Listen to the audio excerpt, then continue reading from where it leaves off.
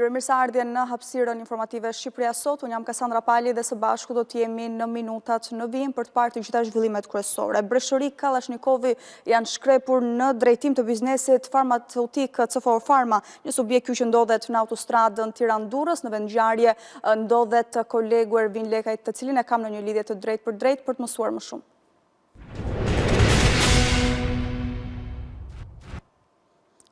Ervin, të përshëndes, cilat janë dhënat më të fundit që ke mundur të sigurosh lidhur me këtë ngjarje?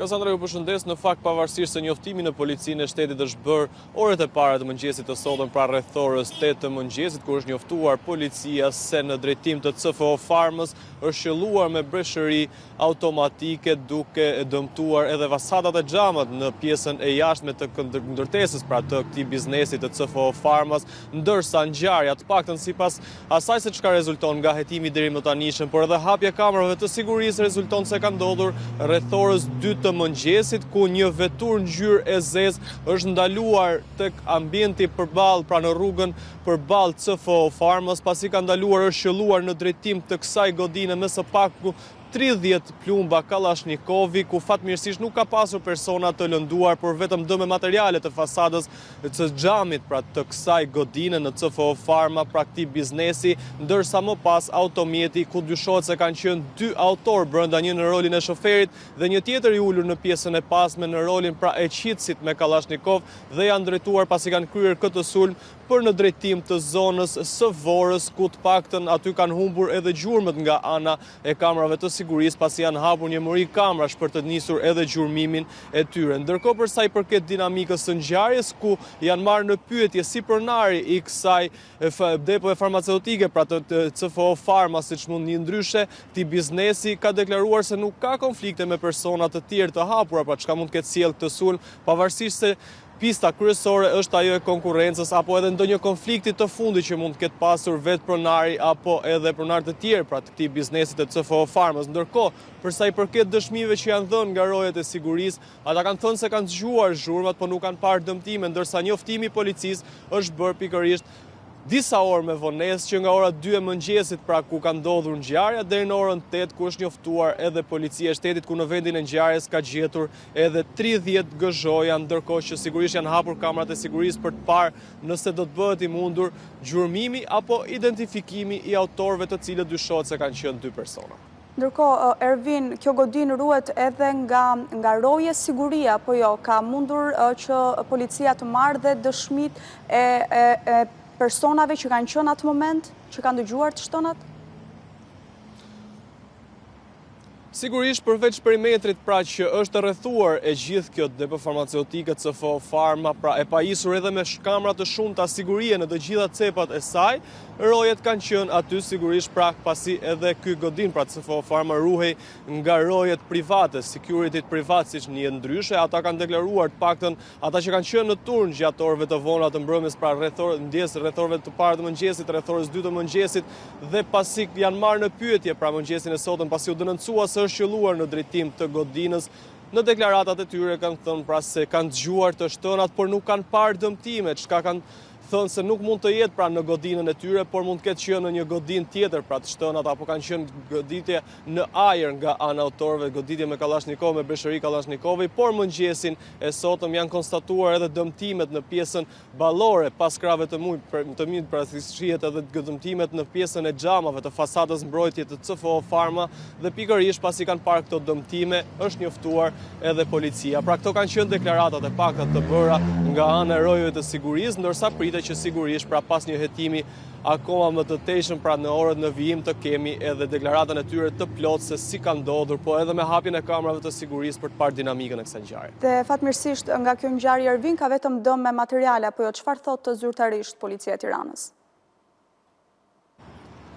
Fatmirësisht gjatë pra goditjes, gjatë sulmit me armë, gjatë sulmit me Kalashnikov nga këto persona të pa identifikuar deri më tashmë, rreth orës 2 të mëngjesit, nuk ka pasur asnjë person brenda godinës, dhe fatmirësisht kemi vetëm dëme materiale, pra jo dëme në njerëz, asnjë person i lënduar apo i plagosur nga këto plumba, pavarësisht se është goditur, mund të themi pavarësisht me 30 plumba, ku janë dëmtuar thuajse të gjithë pjesa e fasadës së CFO Pharma, pra janë rreth 5 godina ballore që ndodhen pas krahave të mi dhe të 5 këta godina kanë shenja të mëdha plumbash, të paktën pra 30 plumba, 30 vrima plumbash që janë të shënuara të gjithë në pjesën e xhamave, po fatmirësisht pra kemi vetëm të dëmtime xhamash dhe nuk kemi dëmtime një njerëz pasi godina brenda ka qenë e boshatisur, pra janë orët e para të mëngjesit, rreth orës 2 të mëngjesit dhe rojet sigurisht kanë qenë në pjesën e oborrit, në pjesën brenda oborrit dhe në vendet që janë krijuar apostafat për ta dhe nuk ka pasur as edhe nga rojet, pra asnjë person të lënduar.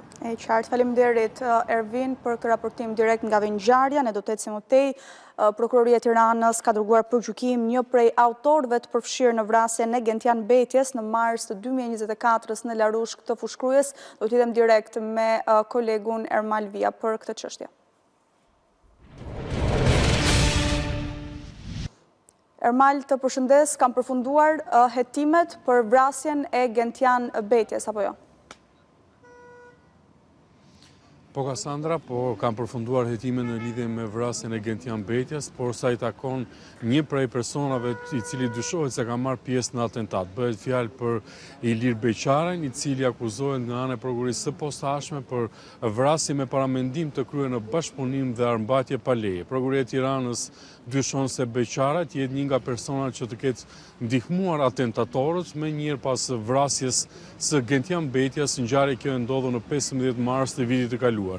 Nga hetimet e prokurisë ka rezultuar se Beqaraj të ketë ndihmuar atentatorët me njëherë pas kryerjes së ekzekutimit, të cilët në fakt ditën e ngjarjes kanë lëvizur me një automjet tip Range Rover, me të cilin kanë kryer edhe ekzekutimin. E më pas janë larguar, duke i vënë zjarrin, po themi, këtij automjeti janë larguar nga Beqaraj në zonën e Hasanajt, shumë pranë fshatit Larushk ku ka ndodhur dhe ekzekutimi.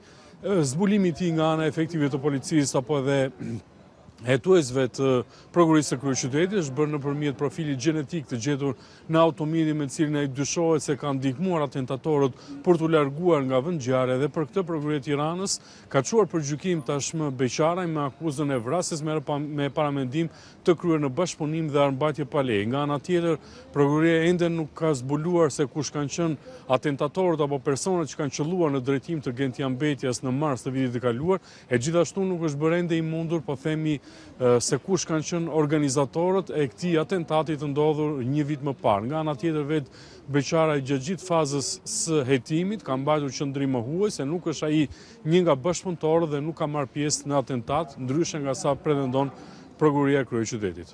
E qartë, faleminderit Ermal për këtë raportim të drejtë për drejtë. Një person i shumë kërkuar nga Italia për trafik droge dhe i dënuar në mungesë është arrestuar ditën e sotme në Durrës. Kam tani në një lidhje direkte kolegun Leonida Musaj.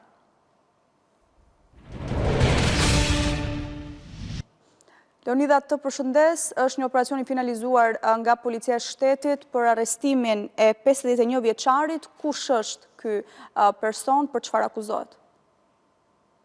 Përshëndetje Kassandra, në fakt si kundër e thatë edhe juve, një operacion i Policisë Shtetit zhvilluar në orët e para të ditës së sotme në zonën e Durrësit, në zonën e Maminasit, atje ku është vënë pranga një 51 vjeçar identifikuar si shtetas i Albert Koni, i cili është akuzuar nga shteti italian për trafikim të lëndëve narkotike dhe gjykata e apelit në Torino e kishte dënuar me 4 vite e gjys heqje lirie në mungesë, pasi e ishte larguar nga shteti italian disa kohë parë edhe fshihej në zonën e Durrësit, pra në zonën në cilën ai jetonte, në zonën e Maminasit, por Interpol Tirana dhe Interpol Roma në bashkëpunim me njëri tjetrin kanë bërë të mundur identifikimin e tij, le të themi, dhe vendodhjen ku ai ishte strehuar gjatë kohëve të fundit dhe për këtë arsye ka kërkuar nga Policia e Shtetit të vepronte, ndërkohë që vetë forcat operacionale për gjatë mëngjesit të sotëm kanë vepruar pikërisht në zonën e Maminasit, ku ka bërë të mundur në arrestimin e 51 vjeçarit, teksa qëndronte në banesën e tij në zonën në fshatin Maminas. Faleminderit, Leonida, për këtë raportim të drejtë për drejtë. Ne do të shkojmë në një shkëputje të shkurtër dhe do rikthehemi sërish me Shqipëria Sot. Kuvendi i Shqipërisë mbylli dje punimet e legjislaturës së fundit në mënyrën më të turpshme pasi drejtuesi i dytë kryesori i opozitës ka ngritur gishtin e mesit ndaj shumicës së votuesve shqiptar. Flamur Noka është ardhur me shifrën 5 të socialistëve në fletën e votimit, duke harruar se për atë sigël kanë votuar 4 vite më parë 800.000 vet. Ofendimi u duki qëllimshëm pasi Noka refuzoi që të ndalonte edhe pse ju tërhoq vëmendja disa herë nga kryetaria e kuvendit. Do të votojnë ju. Shorti i renditjes së partive në fletën e votimit mbërriti shpejt në kuvend, por në mënyrë të shëmtuar. Me nxitim, numri 2 i Partisë Demokratike, Flamur Noka, zuri foltoren e u tregoi gishtin e mesit, 800.000 qytetarëve, të cilët në 25 prill 2021 votuan Partinë Socialiste, duke e konfirmuar shumicë në këtë vend. Në 11 maj, ata mund të votojnë numrin 5, Partinë Socialiste, po për Flamur Nokën, ata meritojnë vetëm një gisht. Asaj pesës ja ulim një gisht neve. Ne shqiptarët e kemi zakon. Pesës i ulim një gisht. Ju të rejsh vëmendjen ullurin në vëndanisë së rast për procedurë kjo, po ju shojnë qytetarët, ju shojnë fëmijët, ju shojnë rinjt. Nocrokun ju dhe gjitha votat për numrin 1. A ishte gaf apo e qëllimshme, Flamur Noka duket se ka paramenduar gjestin, e bëri disa herë, pavarësisht paralajmërimeve të kryetares së kuvendit. Ju përgjigj ministri Taulan Balla se me 11 maj ndaj opozitës do të ketë 1 milion vota për Partinë Socialiste ose 1 milion gishta kundër Flamur Nokës. Megjithatë në 11 maj do ta merrni fjalën e të rinjve përmes votës dhe prandaj qytetarët shqiptar në shumicë do të votojnë numrin 5 Partinë Socialiste të Shqipërisë në zgjedhjet e 11 majit. Nuk është era e parë që politikantë Partisë Demokratike guxojnë të thyejnë kufit e etikës dhe fyerjes, jo ndaj kundërshtarëve politik, por ndaj votuesve shqiptar. Ish kandidati për kryebashkiak të Tiranës, Belind Këlliçi, gishtat e mesit në sytë e qytetarëve, i shpalosi si postera rrugëve të kryeqytetit. Lajmi i mirë është se seanca e së hënës ishte edhe e fundit për këtë legjislaturë, përveç një rasti të jashtëzakonshëm, ku vendi do të mblidhet sërish pas 11 majit me deputet të rinj. Së paku deri atëherë, qytetarëve do të kursehen fyerjet nga ata që janë të zgjedhurit e tyre, por jo përgjatë. Flamur Noka është në listën e sigurt të Partisë Demokratike për Tiranën. Me shumë gjas, zoti Noka dhe gishtin e tij të mesit do ta shohim sërish dhe në kuvendin e ardhshëm. Dashnor Sulaj ka dhënë fund telenovelës me Partinë Demokratike dhe Adriatik Lapajnë, duke vendosur që të mos jetë në asnjërin prej dy listave. Sula korrigjon shënjestrën dhe fajson direkt Sali Berishën për skemë të tij me Adriatik Lapajnë, që e quan një vegël në duart e kreut të Partisë Demokratike. Në ABC News, deputeti Elbasanit tha se Partia Demokratike po vdes bashkë me Berishën, ai bën thirrje shqiptarëve që të mos votojnë asnjërin prej të dy partive. Një dashuri dhe urrejtje me fund jo të lumtur. Deputeti Dashnor Sula refuzoi ofertën e fundit të Berishës për ta futur në listat e hapura të Elbasanit. Negociatat dështuan, ndaj Sula njofton se nuk do të kandidojë në asnjë listë për deputet. Partia Demokratike është e destinuar të vdes, tha deputeti demokrat në ABC News, pasi Berisha nuk do zë ndryshe. Ai që beson që të parti 1% i vetëm e kontrollon njëri tjetër o budalla politik. Po flasë, budalla politik flasë, ato që merren politik. Ndërsa qytetarët i lejohet të besojë apo të mendojnë gjithë gjërat. Ajo parti ka lindur dhe po vdes me Sali Berishën. Dhe pikë.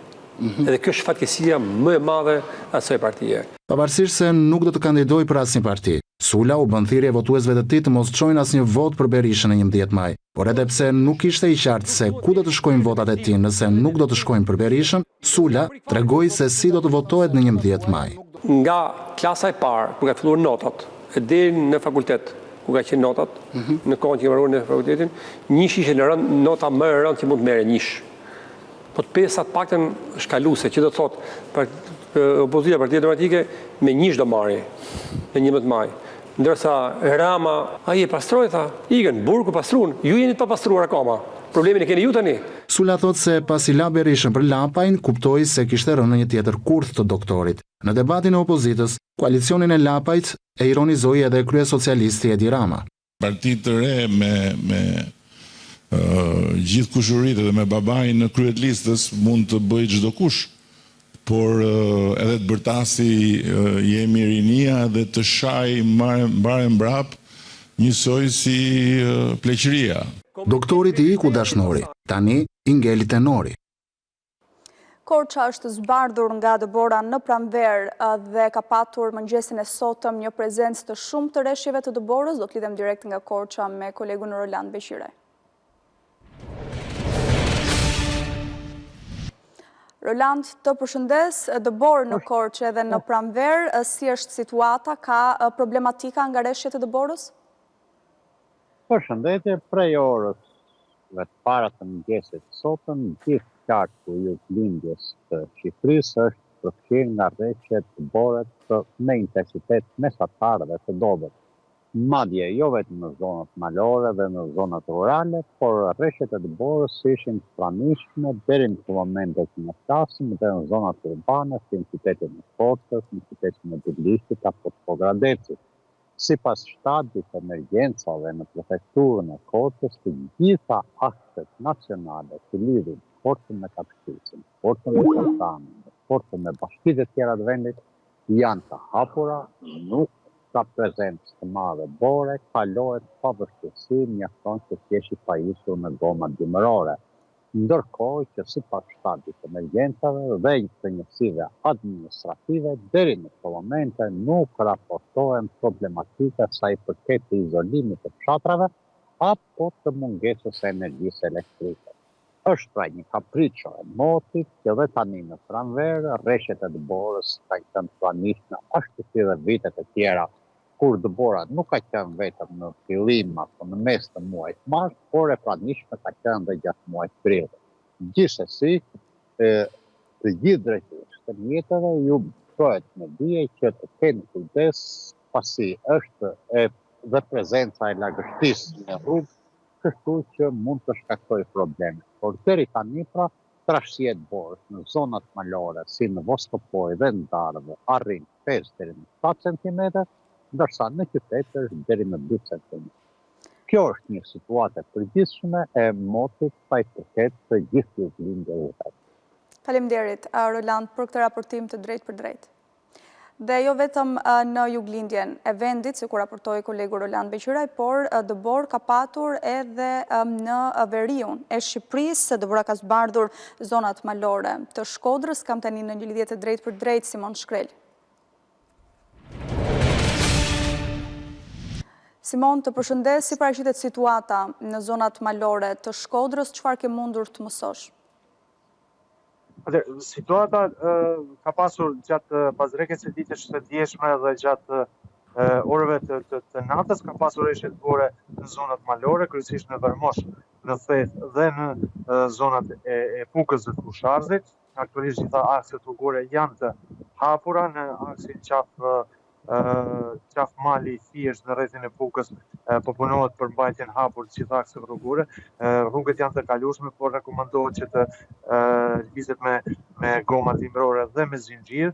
Nga ana tjetër në aksin Pok qaftore Theth, ndërmarrja e mirëmbajtjes së rrugëve ka bërë edhe pastrimin e rrugës, por që qarkullimi rekomandohet vetëm me automjete të larta dhe me zinxhir. Gjithashtu ka pasur rreshje dëbore edhe në zonën e Vërmoshit, në aksin Tamare Vërmosh, në qafën e Predelecit, ku është situata paksa më vështirë, është bërë zhbllokimi, nuk ka pasur bllokim rrugës, por është bërë pastrimi i rrugës dhe janë të gjitha rrugët nacionale të kalueshme. Ka disa probleme, disa rrugë rurale, por që vetë banorët po bëjnë pastrimin e tyre dhe janë kryesisht në disa fshatra të rrezit Puk. E qartë, faleminderit Simon për raportimin e drejtë për drejtë. Do vjojmë mbetemi po tek situata e motit, edhe këtë vit fundi i muajit mars do të jetë i ftohtë dhe me reshje, ato që në gjuhën popullore njihen si plakat e marsit, do të jenë ditë të ftohta dhe me reshje shiu. Meteorologët parashikojnë deri në mesjavë një rënje të fortë temperaturash dhe vetëm të premten pritet një kthes e motit në të gjithë vendin. Java e 3 e marsit ka kthyer dimrin në Shqipëri. Rreshjet e shiut dhe borës kanë përfshirë vendin.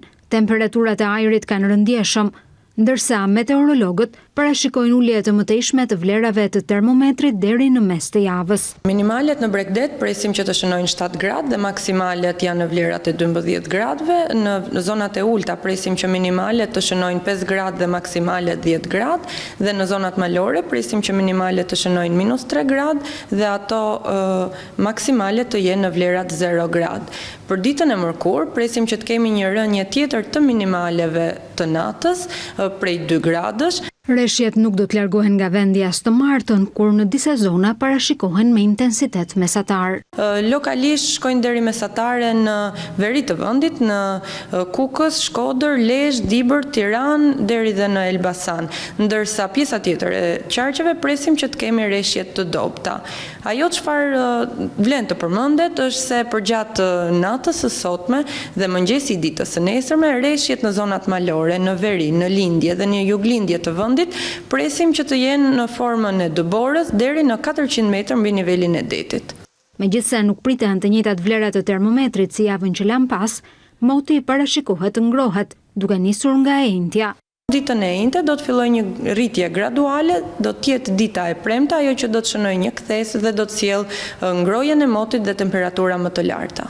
Reshjet dhe rënjen e temperaturave në fund të marsit dhe fillim të prillit, kojdhënat i lidhin me mitin e plakave të cilat shkuan në mal për të kullotur baktit në mot me diell, e i than Lamtumir Dimrit, i cili nuk i kurseu duke i kthyer në shkëmbë, ndërsa për meteorologët, ky është një muaj tranzitor për të kaluar përfundimisht në stinën e ngrohtë.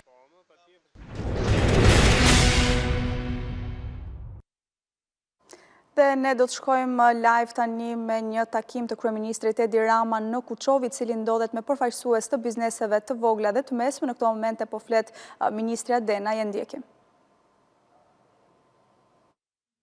Në mënyrë të drejtë për drejtë. Sot ne kemi afro 300 njësi akomoduese në zonat rurale, malore. Parashikojmë të shkojmë në 1000 të tilla në 2030-ën.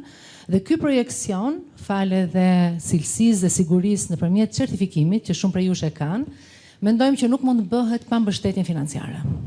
Duke nisur nga një paket financime shumë të rëndësishme që e kemi filluar ta konsultojmë së bashku, unë falenderoj edhe kryetaren e shoqatës agroturizmeve dhe shumë prej jush që keni marrë pjesë në diskutime edhe me bankat e nivelit 2 gjatë javëve të shkuara, sepse kemi filluar aplikimet për kredin e but, një shumë 250 milion euro të vendosura për herë të parë në këtë nivel nga bankat e nivelit 2, me normë interesi nga 2 deri në 3.5%.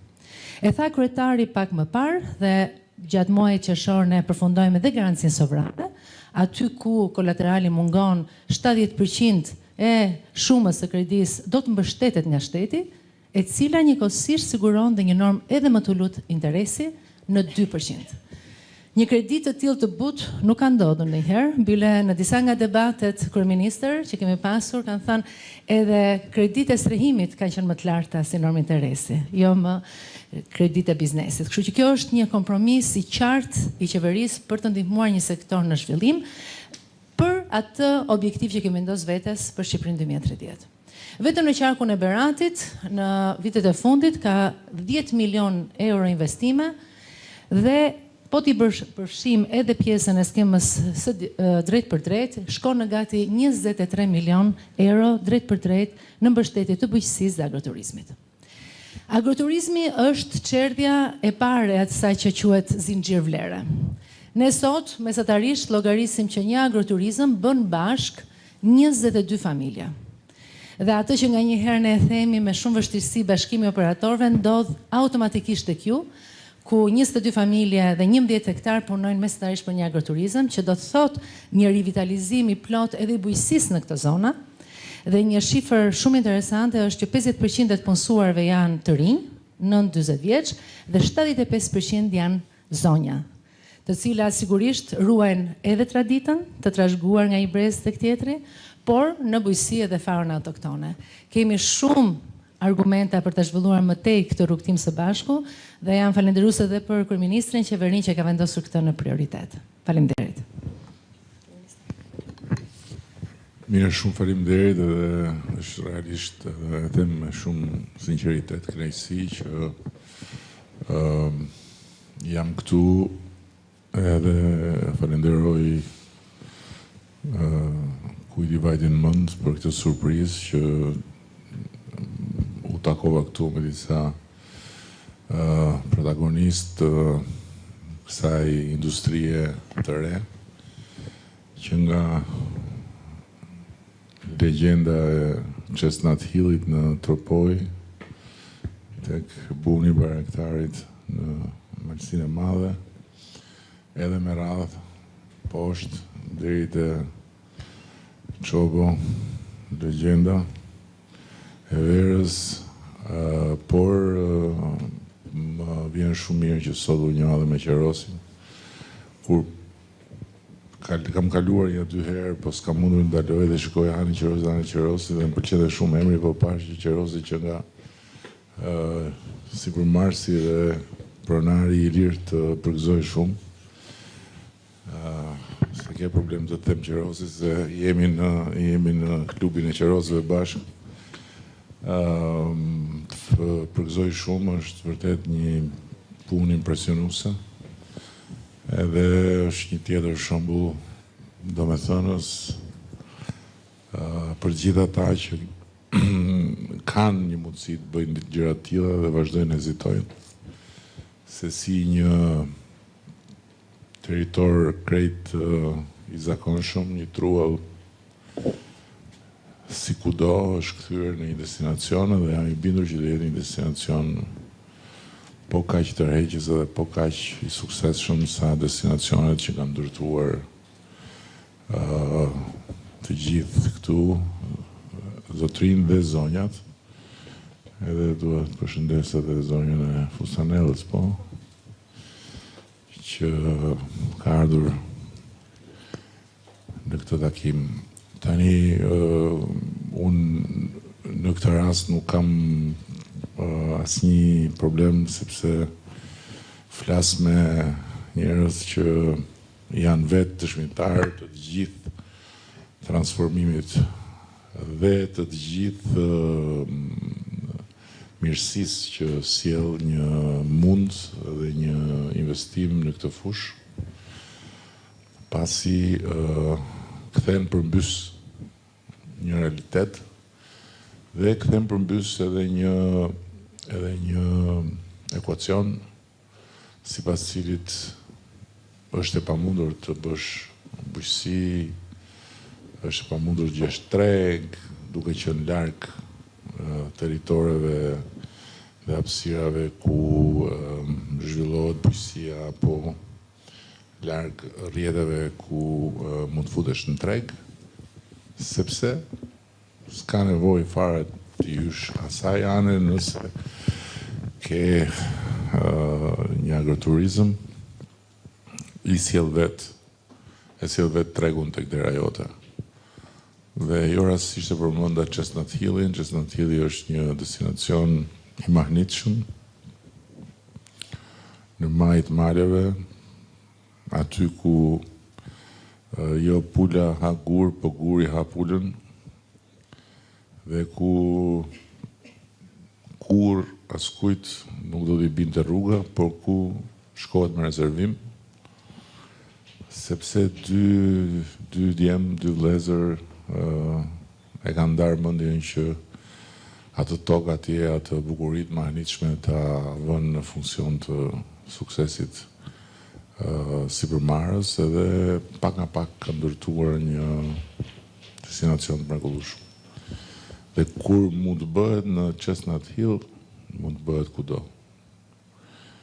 Kur mund të bëhet në një distancë aq të largët, imagjino më afër, se krahasim me Chestnut Hillin edhe Malësia e Madhe, nuk diskutohet Kuçova, patjetër periferia e Tiranës, pa diskutim zonat e tjera janë fare afër. Por sot unë dua që të ndaj me ju, se unë e di shumë mirë që shumë nga ju kanë ambicie për ta zhvilluar më tej biznesin. Mbase ndonjëri ka hyrë edhe në planin për të hapur të dytin diku tjetër, sepse ajo që ndodh në botën e agroturizmit me ato agroturizma që kthehen në brende, ndodh që rrjedzohen, edhe çesnatillin mund ta gjesh siç e gjen në Tropoj, mund shkosh ta kërkosh, nesër ta gjesh në Nikolic të Korçës apo burin e baraktarit, mbase në atë formë jo dot, por në një formë tjetër mund ta gjesh diku tjetër.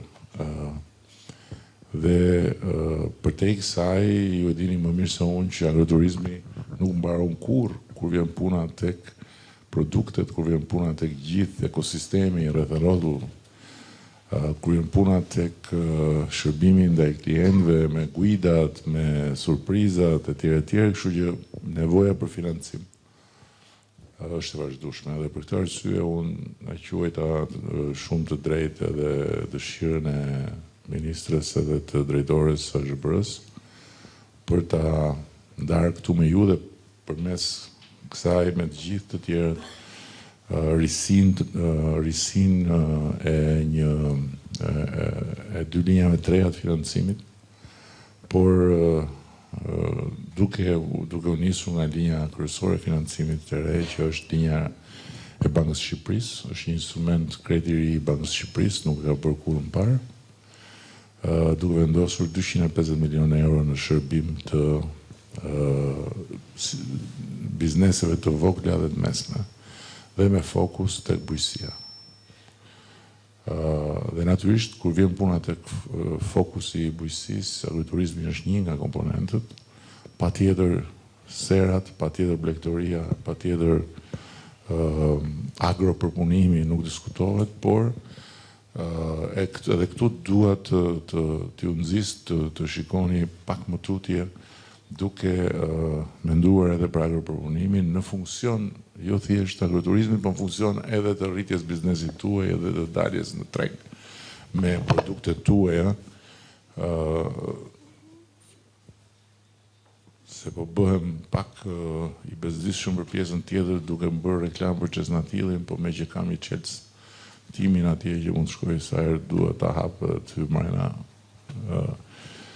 si miki i Bujtinës, e kam përbosh t'ja kthej edhe pse deri tani se kam përdorur Chelsea asnjëherë, po thosha që produktet për shembull e çesnatillit apo nuk diskutohet çobos apo të fustanellës apo të tjerëve janë të fantastike, por nuk janë ende mas. Nuk janë mas, jo, nuk po flas për mas industriale, por po flas nuk janë mas për të dalë në treg.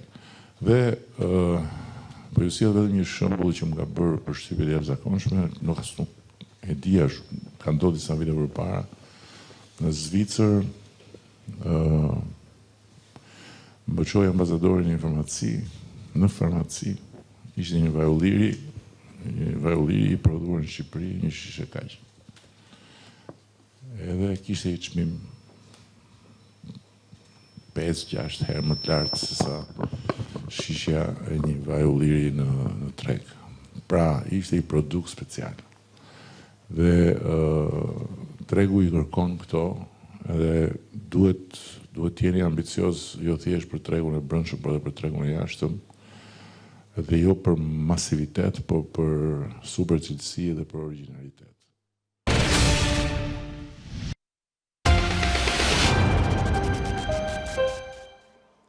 Jemi rikthyer në transmetim të drejtë për drejtë, do të ndalim tani tek një informacion i minutave të fundit, do të ekstradohet nga Madridi drejt Shqipërisë Lulzim Berisha, kreu i bandës së Durrësit. Kam tani në një lidhje të drejtë për drejtë kolegen Bleona Sari.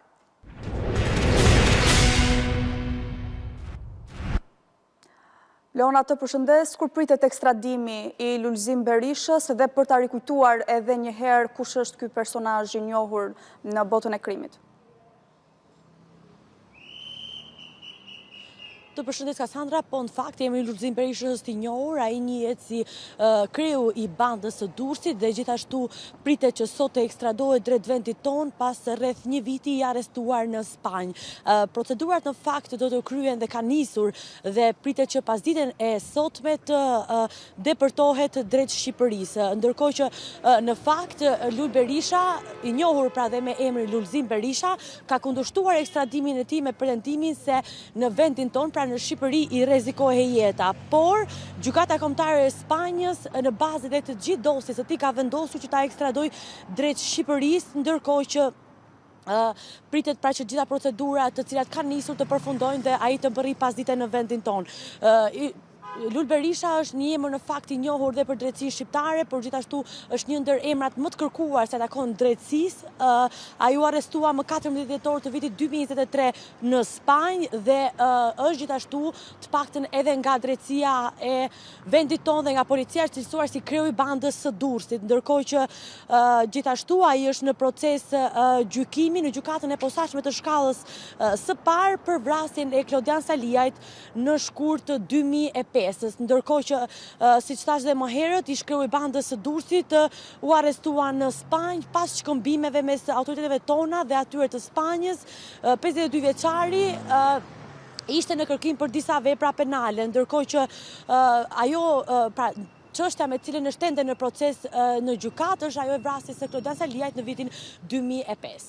E qartë, faleminderit Blona për raportimin e drejt për drejt të këtij informacioni në minutave të fundit. Kryeministri Edi Rama tha se TikTok në vendin tonë do mbyllet brenda 15 ditësh, ndërsa do vazhdojë dialogu me kompaninë kineze për vendosjen e filtrave që mbrojnë të rinjt në këtë rrjet social. Rama komentoi dhe protestën që thirrri Berisha të shtunën. TikTok do të mbyllet plotësisht në Shqipëri brenda 15 ditësh. Kryeministri Edi Rama së bashku me zëvendës kryeministren Belinda Balloku u takuan me mësues në qytetin e Lushnjës, ku theksuan rëndësinë e një plani konkret për vendosjen e filtrave për këtë platformë në bashkëpunim edhe me kompaninë. Mbyllja ka filluar, teknikisht nuk është si mbyllje dritash, nuk është si shkëputje e energjisë që bën blackout. Mbyllja ka filluar, ditë pas dite gryka e TikTokut do ngushtohet dhe në një periudhë prej 10-15 ditësh normalisht do duhet të jetë blackout. Një koment Rama e kishte edhe për protestën e thirrur nga Berisha të shtunën, i cili u braktis nga të rinjt edhe pas ftesës për bojkot të mësimit. Nuk vjen dot njeri të thotë do mbyll spakun, do të çliroj TikTokun, do kupton se si mund të thotë një forcë politike na jepni votën të çlirojmë TikTokun. Si mund të rasi një forcë politike kalamajt në protest, ti thotë mos shkoni në shkollë, ju hajde në protest. Këto janë gjëra që janë shenja të mjaftueshme për të kuptuar që këtu nuk është lojë. Nuk është tifozliku. Gjatë qëndrimit në qarkun e Fierit, kryeministri Edi Rama së bashku me zëvendës kryeministrën, njëherë është ministre e infrastrukturës dhe energjisë Belinda Balloku, vizituan edhe një fermë në Divjak. Kreu i qeverisë theksoi se antarësimi në Bashkimin Evropian do të sigurojë 300 milion euro në vit për bujqësinë. Ai bëri apel që fermerët të bashkohen si një mundësi më shumë për të përfituar investime. Ju ftoj të ndiqni radion ABC News në valët 105 FM. Do të përditësoheni me zhvillimet e fundit në 105 FM. Përkujtohet sot 117 vjetori i luftës mashkullorës, një nga ngjarjet më të rëndësishme që i ka paraprirë edhe pavarësisë së vendit tonë. Do të lidhem direkt nga fshati mashkullor me kolegun Elidon Berberi, pasi ka patur edhe një ceremoni përkujtimore aty. Elidon, të përshëndes, si është përkujtuar kjo ditë kaq e rëndësishme historike në fshatin mashkullor? Kasandra Mirdita dhe ka patur një prezencë të shtuar jo vetëm të banorëve të fshatit mashkullor aty dhe ku është zhvilluar betejë e famshme pikërisht 117 vite më parë në vitin 1908, por edhe përfaqësues të pushtetit vendor, si edhe atyre të veteranëve, të cilët kanë rikthyer edhe një herë në vëmendje këtë ngjarje mjaft me rëndësi jo vetëm për Gjirokastrin, por për mbar vendin, se pikërisht ishte edhe në kuadër të luftës së pavarësisë, e cila u zhvillua jo vetëm me kush, por edhe me penë. Flasim këtu për një ngjarje e cila u zhvillua në fshatin Mashkullor, e cila erdhi pikërisht 5 ditë pasi qeta e kapetan qerqisë Topullit dhe konkretisht Barem Ligu dhe Hitulek Dushi ekzekutuan mbi mbashin turk në Gjirokastër, dhe pikërisht pas kësaj vrasje në fshatin Mashkullor u zhvillua dhe betejë e ashpër, e cila zgjati për gati 10 orë rresht, dhe këtu flasim një betejë shumë e madhe, pasi kemi parasysh faktin që qeta e kapetan qerqisë Topullit përbëhej vetëm nga 9 luftëtar kundrejt një ushtrie të gjithë otomane, u bë një luftë shumë e egër, e fortë, dhe në fund qeta e qerqisë Topullit la pas vetëm një person të vrarë kundër shumë të tyre nga krau tjetër i ushtrisë otomane. Kanë qenë përfaqësuesit të pushtetit lokal të Gjirokastrës, edhe të Tepelenës, të qarkut të Gjirokastrës, prefekturës, të cilët kanë rikthyer edhe një herë në vëmendje këtë ngjarje mjaft të rëndësishme, jo vetëm për Gjirokastrën, por për mbar vendin tonë. E qartë, faleminderit Elidon për këtë raportim të drejt për drejt, dhe ne kështu kemi ardhur në përfundim të hapësirës informative Shqipëria Sot. Të tjera zhvillime mund të ndiqni duke klikuar në faqen zyrtare abcnews.al, ABC News mund të ndiqni edhe në radio në frekuencën 105 FM. Në orën 12 me edicionin e mesditës do t'jeni me Fabiola Hoxhën, bashkë ndajemi këtu. Faleminderit për vëmendjen.